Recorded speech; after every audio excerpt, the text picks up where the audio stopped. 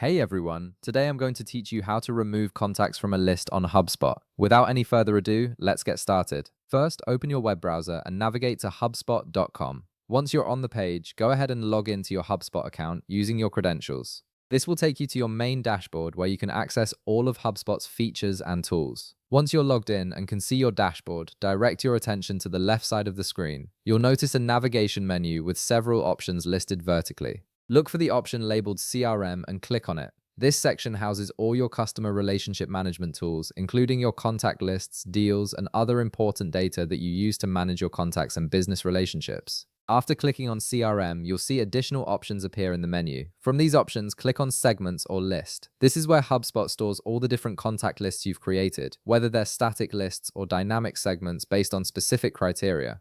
It's essentially your contact organization hub where you can manage who belongs to which list. Now you'll see all your available lists displayed on the screen. Browse through them and click on the specific list from which you want to remove contacts. This will open that particular list and show you all the contacts currently included in it.